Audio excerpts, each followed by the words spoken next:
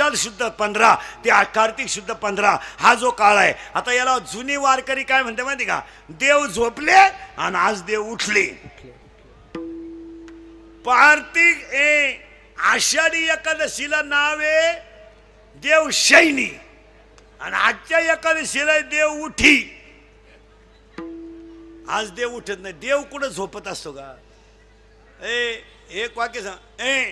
घेतला मग नामदेवरायांचा कडवे 4 आहेत. पहिला मुद्दा, दुसरा मुद्दा चिंता बिंता करायची नाही, मी बोलायचं तुम्ही बोलायचं. तिसरा मुद्दा आज तिसरा मुद्दा आज पौर्णिमा सांगितल्या, अमुष्य सांगितल्या, प्रति अख्ख्या वर्षाचं पंचांग सांगितलं. आता अमुष्य सांगितल्या, पौर्णिमा सांगितल्या, प्रतिपदा सांगितलं. त्यातली कार्तिक स्नान समाप्तीचा काकण्याचे कीर्तन आणि काकण्याच्या नाम कीर्तनाला नामदेवरायाचा अभंग ना अभंगाला सुरुवात. आता फक्त पुरुष मंडळीने पटापटा बोलायचं. पहिलं जग शून्य होतं यावर आपलं मत काय? हाला आम्हाला नाही म्हणा.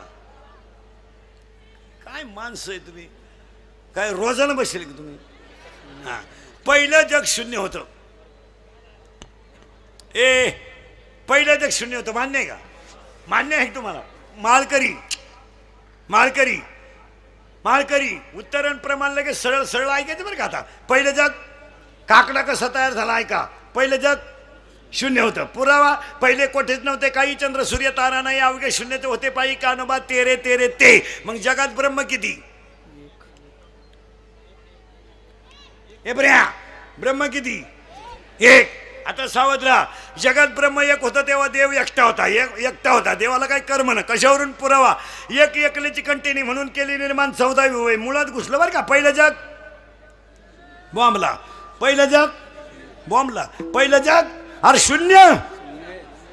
सावध राहावं लागत तिथे. आपल्या कीर्तनाला असं व्हायब्रल नाही चालत. पहिलं जग शून्य. देवाला एकट्याला कर्मनं. देवानं जग तयार करायचं ठरवलं. काय काय केलं माळकरी मंडळी? जारच, स्वेदच, अंडच, उद्बीज. किती झाल्या खाणी? 4. जारच, स्वेदच, अंडच, उद्बीज. खाणी झाल्या 4. युनी झाल्या 84 लक्ष.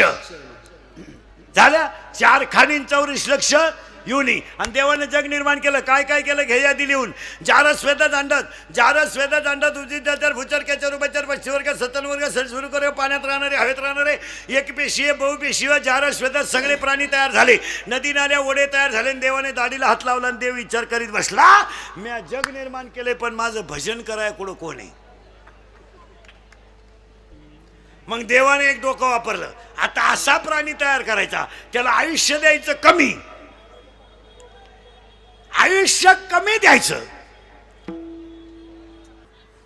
चला गेलं बोंबाला. कुठवर आलत? लय विक्षेप झाला.